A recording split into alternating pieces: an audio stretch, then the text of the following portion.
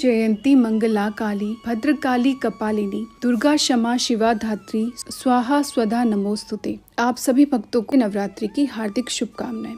9वां अध्याय निशुंभ का वध। ध्यान। मैं अर्धनारीश्वर के श्री विग्रह की बराबर शरण लेता हूँ। उसका रंग बंदूक फूल और सोने के समान लाल और पीला मिला जुला है। वह अपनी भुजाओं में सुंदर अक्षमाला पाश अंकुश और बरद मुद्रा धारण किए हुए है। अर्धचंद्र आभूषण है और वह 3 नेत्रों से शोभा युक्त है। राजा ने कहा, भगवान, आपने मुझे रक्तबीज के वध से संबंध रखने वाला देवी चरित्र का यह अद्भुत महात्म्य बतलाया। अब रक्तबीज के मारे जाने के कारण अत्यंत क्रोधित शुंभ और निशुंभ ने जो कर्म किया उसको मैं सुनना चाहता हूँ। ऋषि बोले, संग्राम में रक्तबीज तथा अन्य दैत्यों के मारे जाने पर शुंभ और निशुंभ का क्रोध का पारावर न रहा। अपनी विशाल सेना को इस प्रकार मारी जाती देख निशुंभ क्रोध में भरकर देवी की ओर दौड़ा। उसके साथ असुरों की प्रधान सेना थी। उसके आगे पीछे तथा पार्श्व भाग में बड़े बड़े असुर थे जो क्रोध से होठ चबाते हुए देवी को मार डालने के लिए आए। महाबली शुंभ भी अपनी सेना के साथ मात्र गणों से युद्ध करता हुआ क्रोधवश चंडिका को मारने के लिए आ पहुंचा। तब देवी के साथ शुंभ और निशुंभ का घोर संग्राम छिड़ गया। वे दोनों मेघों की भांति बाणों की भीषण वर्षा कर रहे थे। दोनों के चलाए हुए बाणों को चंडिका ने अपने बाणों से तुरंत काट डाला और शस्त्रों की वर्षा करके उन दैत्यपतियों के अंगों में भी चोट पहुंचाई। निशुंभ ने तीक्ष्ण तलवार और चमकती हुई ढाल लेकर देवी की श्रेष्ठ सवारी सिंह के माथे पर प्रहार किया। अपने वाहन को चोट पहुंचने पर देवी ने शूरप्र नामक बाण से निशुंभ की उत्तम तलवार तुरंत काट डाली और उसकी ढाल को भी, जिसमें 8 चांद जड़े थे, टुकड़े टुकड़े कर दिया। ढाल और तलवार के कट जाने पर उस असुर ने शक्ति चलाई, किंतु सामने आने पर देवी ने चक्र से उसके भी 2 टुकड़े कर दिए। अब तो निशुंभ क्रोध से जल उठा और उस दानव ने देवी को मारने के लिए शूल उठाया, किंतु देवी ने समीप आने पर उसे भी मुक्के से मारकर चूर्ण कर दिया। तब उसने गदा घुमाकर चंडी के ऊपर प्रहार किया, परंतु वह भी देवी के त्रिशूल से कटकर भस्म हो गई। तदंतर दैत्यराज निशुंभ को फरसा हाथ में लेकर अपनी ओर आते देख देवी ने बाणों से आहत कर उसे धरती पर सुला दिया। उस भयंकर पराक्रमी भाई निशुंभ के धराशायी हो जाने से शुंभ क्रोधित हुआ और अंबिका का वध करने के लिए आगे बढ़ा। रथ पर बैठे बैठे ही उत्तम अस्त्रों से शोभायमान अपनी बड़ी बड़ी 8 अनुपम भुजाओं से समूचे आकाश को ढककर वह अद्भुत शोभा पाने लगा। उसे आते देख देवी ने शंख बजाया और धनुष की डोरी का भी अत्यंत दुस्सह शब्द किया। साथ ही अपने घंटे के शब्द से जो समस्त सैनिकों का तेज नष्ट करने वाला था, संपूर्ण दिशाओं को गुंजा दिया। इसके बाद सिंह ने भी अपनी दहाड़ से, जिसे सुनकर बड़े बड़े गजराजों का महान मद दूर हो जाता था, आकाश पृथ्वी और 10 दिशाओं को गुंजा दिया। फिर काली ने आकाश में उछलकर अपने दोनों हाथों से पृथ्वी पर चोट की। इससे ऐसा भयंकर शब्द हुआ जिससे पहले से सभी शब्द मंद पड़ गए। अब शिवदूती ने दैत्यों के लिए अमंगलजनक अट्टहास किया। इस शब्दों को सुनकर समस्त असुर थर्रा उठे, किंतु शुंभ को बड़ा क्रोध हुआ। उस समय देवी ने जब शुंभ को लक्ष्य करके ओ दुरात्मन खड़ा रह कहा, तभी आकाश से खड़े हुए देवता बोल उठे, जय हो जय हो। शुंभ ने वहां आकर ज्वालाओं से युक्त अत्यंत भयानक शक्ति चलाई। अग्निमय पर्वत के समान आती हुई उस शक्ति को देवी ने बड़ी भारी उल्का से दूर हटा दिया। उस समय शुंभ की गर्जना से तीनों लोग गूंज उठे। राजन, उसकी प्रतिध्वनि से वज्रपात के समान भयानक शब्द हुआ, जिसने सब शब्दों को जीत लिया। शुंभ के चलाए हुए बाणों को देवी ने और देवी के चलाए हुए बाणों को शुंभ ने अपने भयंकर बाणों द्वारा सैकड़ों और हजारों खंड कर दिए। तब क्रोध में भरी हुई चंडिका ने शुंभ पर शूल से प्रहार किया, जिससे वह मूर्छित होकर पृथ्वी पर गिर पड़ा। इतने में निशुंभ की चेतना हुई और उसने धनुष हाथ में लेकर बाणों द्वारा देवी काली और सिंह को घायल कर डाला। फिर दैत्यराज ने 10,000 बाहें बनाकर चक्रों के प्रहार से चंडिका को आच्छादित कर दिया। तब दुर्गम पीड़ा का नाश करने वाली भगवती दुर्गा ने कुपित होकर अपने बाणों से उन चक्र तथा बाणों को काट गिराया। तब वह गदा हाथ में लेकर बड़े वेग से दौड़ा।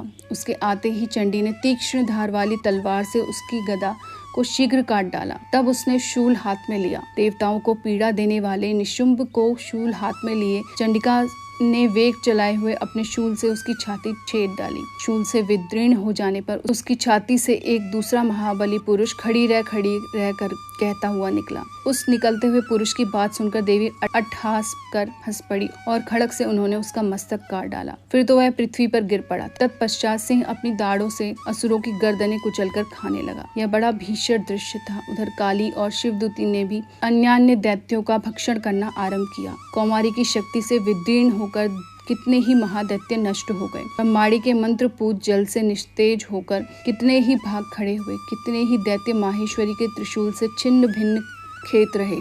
वाराही के थूतन की चोट से कितनों का पृथ्वी पर कचूमर निकल गया। वैष्णवी ने अपने चक्र से दानवों के टुकड़े टुकड़े कर डाले। इंद्री के हाथ से छूटे हुए वज्र कितने ही प्राणों से भी हाथ धो बैठे। कुछ असुर नष्ट हो गए, कुछ उस महायुद्ध से भाग गए तथा कितने ही काले शिवदूती तथा सिंह के ग्रास बन गए। इति निशुंभ वध नामक 9वां अध्याय समाप्त। जय मानव दुर्गे। 10वां अध्याय शुंभ का वध। ध्यान।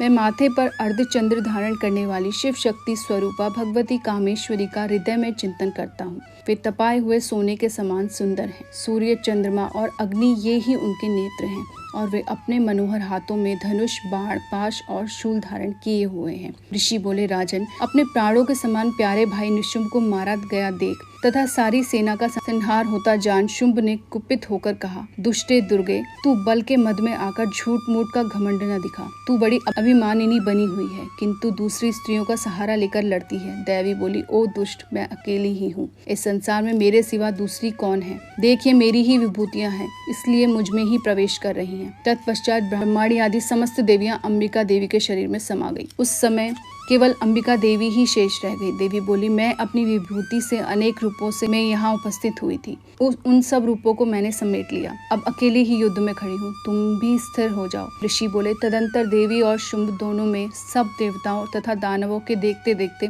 भयंकर संग्राम छिड़ गया। बाणों की बौछार तथा पैने शस्त्रों और दारुण अस्त्रों के प्रहार के कारण उन दोनों का युद्ध सब लोगों को बड़ा भयानक प्रतीत हुआ। उस समय अंबिका देवी ने सैकड़ों दिव्यास्त्र छोड़े। उन्हें दैत्यराज ने उनके प्रतिकारक अस्त्रों द्वारा काट डाला। इसी प्रकार शुंभ ने जो भी दिव्य अस्त्र चलाए, उन्हें परमेश्वरी ने भयंकर हुंकार शब्द के उच्चारण मात्र से खेल खेल में ही विनिष्ट कर डाला। तब उस दैत्य ने सैकड़ों बाणों से देवी को ढक दिया। यह देख क्रोध में भरकर उस देवी ने भी बाण फेंककर उसका धनुष काट डाला। तदंतर असुरों के स्वामी शुंभ ने 100 चांद वाली चमकती हुई ढाल और तलवार हाथ में ले उस समय देवी पर आक्रमण किया। उसके आते ही चंडिका ने अपने धनुष से छोड़े हुए पैने बाणों द्वारा उसकी सूर्य किरणों के समान प्रकाशमान ढाल और तलवार को तुरंत काट दिया। फिर उस दैत्य के घोड़े और सारथी भी मारे गए। धनुष तो पहले ही कट चुका था। अब उसने अंबिका को मारने के लिए उद्यत हो भयंकर मुदगर हाथ में ले लिया। उसे आते देख देवी ने अपने पैने बाणों से उसका मुदगर भी काट डाला। इस पर भी वह असुर मुक्का तानकर बड़े वेग से देवी की ओर लपका। उस असुरेश्वर ने देवी की छाती में मुक्का मारा। तब देवी ने भी उसकी छाती में एक मुष्टि प्रहार किया। देवी का थप्पड़ खाकर दैत्यराज शुंभ पृथ्वी पर गिर पड़ा, किंतु पुनः सहसा पूर्ववत उठकर खड़ा हुआ। फिर उछला और देवी को ऊपर ले जाकर आकाश में खड़ा हो गया। तब चंडिका आकाश में बिना किसी आधार के ही शुंभ के साथ युद्ध करने लगी। उस समय दैत्य और चंडिका आकाश में एक दूसरे से लड़ने लगे। उनका वह युद्ध सिद्धों और मुनियों को आश्चर्य में डालने वाला हुआ। फिर अंबिका ने शुंभ के साथ बहुत देर तक युद्ध करने के पश्चात उसे उठाया और पृथ्वी पर पटक दिया। पटके जाने पर पृथ्वी पर आने के बाद वह दुरात्मा असुर पुनः चंडिका को मारने के लिए उनकी ओर बड़े वेग से दौड़ा। अब समस्त दैत्यों के राजा शुंभ को अपनी ओर आते देख देवी ने शूल से उसकी छाती छेदकर उसे पृथ्वी पर गिरा दिया। देवी के शूल की धार से घायल होने पर उसके प्राण पखेरु उड़ गए और वह समुद्रों, द्वीपों तथा पर्वतों सहित पृथ्वी को कांपता हुआ भूमि पर गिर पड़ा। उस दुरात्मा के मारे जाने पर सारा जगत प्रसन्न हो गया। आकाश स्वच्छ दिखाई देने लगा। पहले जो उत्पात सूचक मेघ और उल्कापात होते थे, वे सब शांत हो गए तथा उस दैत्य के मारे जाने पर नदियां भी ठीक मार्ग से बहने लगी। उस समय शुंभ की मृत्यु के बाद संपूर्ण देवताओं का हृदय आह्लाद से भर गया और गंधर्व वर्ण मीठे मीठे गीत गाने लगे। कुछ गंधर्व बाजे बजाने लगे और अप्सराएं नृत्य करने लगी। पवित्र वायु बहने लगी। सूर्य की कांति उत्तम हो गई। यज्ञशालाओं की बुझी हुई आग अपने आप प्रज्वलित हो उठी तथा संपूर्ण दिशाओं के भयंकर शब्द शांत हो गए। शुंभ वध नामक 10वां अध्याय समाप्त। जय मानव दुर्गे। क्षमा याचना। परमेश्वरी, मेरे द्वारा रात दिन सहस्त्रों अपराध होते हैं, यह मेरा दास है, ऐसा समझकर मेरे उन अपराधों को तुम कृपा पूर्वक क्षमा करो। परमेश्वरी, मैं आवाहन नहीं जानता, विसर्जन करना नहीं जानता तथा पूजा करने का ढंग भी नहीं जानता, क्षमा करो। देवी सुरेश्वरी, मैंने जो मंत्रहीन, क्रियाहीन और भक्तिहीन पूजन किया है वह सब आपकी कृपा से पूर्ण हो। जगदम्बिके, मैं अपराधी हूँ किंतु तुम्हारी शरण में आया हूँ, इस समय दया का पात्र हूँ, जैसा चाहो करो। देवी परमेश्वरी, अज्ञान से, भूल से अथवा बुद्धि भ्रांत होने के कारण मैंने जो न्यूनता या अधिकता कर दी हो वह सब क्षमा करो और प्रसन्न हो। सच्चिदानंद स्वरूपा परमेश्वरी, जगत माता कामेश्वरी, तुम प्रेम पूर्वक मेरी यह पूजा स्वीकार करो और मुझ पर प्रसन्न रहो। श्री दुर्गार्पणमस्तु। जय मानव दुर्गे।